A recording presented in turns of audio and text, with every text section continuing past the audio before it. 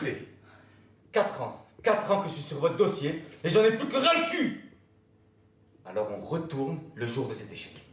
2042, dans un laboratoire médical, une jeune femme se confronte à ses souvenirs pour trouver un point de blocage, cause de son infertilité.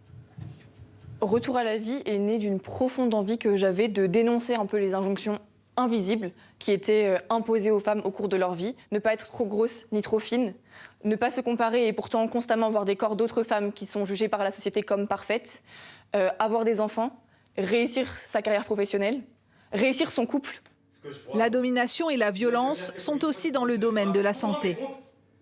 Vous êtes directeur, chercheur, docteur peut-être? Non, infirmière. Infirmière, c'est bien ce que je pensais. Qui travaille sur le Au fil de la thérapie, la patiente et l'infirmière sont méprisées par un médecin obsédé par la réussite et l'appât du gain.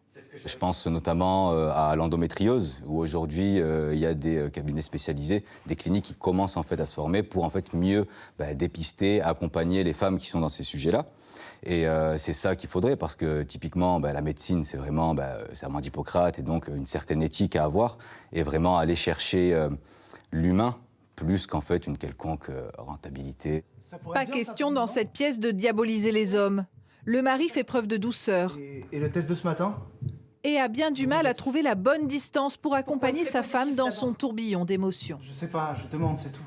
Bah non. Non, c'est négatif. Merci. Du côté des hommes, on a une injonction qui est celle d'être fort, réservé, sûr de soi, de la réussite. Et en fait, du coup, on oublie un peu l'empathie. Et on ne se rend pas compte des fois des violences qu'on inflige ou qui sont infligées en fait face à nous.